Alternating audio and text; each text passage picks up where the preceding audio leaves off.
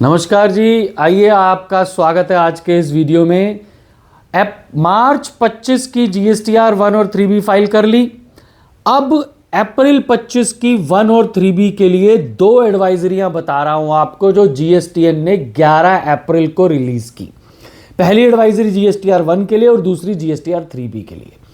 पहली एडवाइजरी में उन्होंने कहा कि भी देखिए जी, जो टेबल 12 है जीएसटीआर 1 का, जिसमें आप HSN वाइज समरी देते हैं आउटवर्ड सप्लाई की, उसको दो पोर्शन में देना है, B2B और B2C। उसके बाद उन्होंने कहा कि भाई हम HSN वाइज समरी, जो HSN आप डालते हैं, अब आप HSN मैनुअल एंट्री नहीं डाल पाएंगे, ड्रॉप डाउन से ही आपको HSN सेलेक्ट करने हैं और वो आपने वहां डालने हैं। तो ये तो है जी जीएसटीआर 1 की एडवाइजरी। जो जीएसटीआर सेकेंड एडवाइजरी जो जीएसटीआर 3B की है, उसमें हमारे पास 3.1 में हम टोटल आउटवर्ड सप्लाई डालते हैं, वहीं से उठकर 3.2 में interstate supply of composition suppliers, unregistered persons और यूआईएन होल्डर्स जाता है।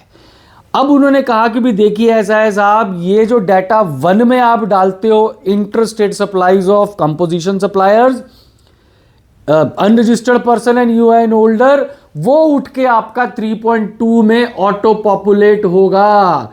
अगर आपका 1 में डाटा गलत होगा तो 3.2 में भी डाटा गलत होगा। अब उन्होंने कहा कि अप्रैल 25 से भाई साहब 3.2 नॉन एडिटेबल होगा, आप उसको चेंज उस महीने नहीं कर सकते और 3.2 में तो कर ही नहीं पाओगे कभी भी। आपको अगर उसमें चेंज करना है interstate supply of to composition, unregistered और यूआईएन, तो आपको अगले महीने के जीएसटीआर 1 या 1A या आईएफएफ में चेंज करना होगा, तब वो ऑटो पॉपुलेट होगा अगले महीने के सब्सिक्वेंट पीरियड में आपके 3B में।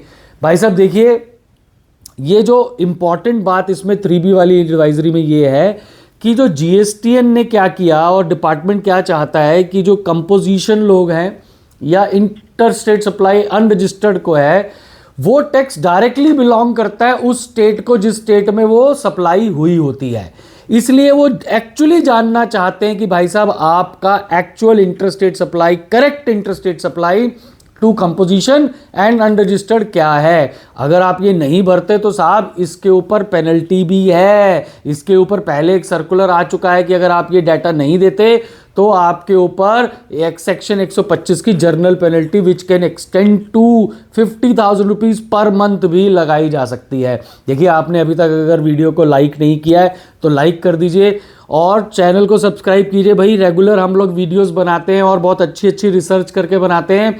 इस आने वाले कुछ दिनों में हम बहुत और सारी इंटरेस्टिंग वीडियोस लेकर आएंगे आपके सामने, तो चैनल को सब्सक्राइब करना ना भूलें, शेयर कीजिए और इस बात का ध्यान रखें कि जीएसटीआर 1 फाइल करना बहुत ज़रूरी है तरीके से, क्योंकि अब उसमें 1 में से ही आपकी बाकी सारी सप्लाई की फिगर भी ऑटो पॉपुलेट हो रही है और आपको ये भी इंश्योर करना है कि आपका सप्लायर भी अपनी 1 आईएफएफ या 1A प्रॉपर फाइल करे, ताकि आपके 3B में जो 2B डाटा आना है वो भी ठीक आए। आमतौर पे लोग कह रहे हैं कि जी अब तो ऑटो पॉपुलेट हो रहा है 3B में डाटा, अब तो अपने आप ही रिटर्न फाइल हो जाएंगी।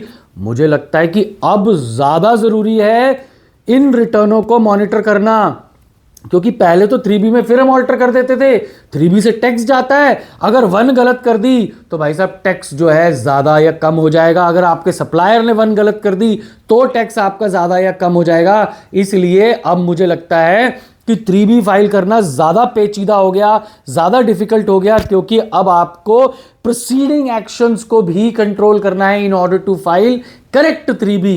Therefore I urge the stake holders कि आप अब ज्यादा विजिल तरीके से, ज्यादा सजग तरीके से अपना 1 और अपना 3B और अपनी बाकी रिटर्न्स फाइल करें और करवाएं, ताकि आपका करेक्ट वैल्यू जाए और नोटिस ना आए। बहुत बहुत आभार इस वीडियो को देखने के लिए। Thank you.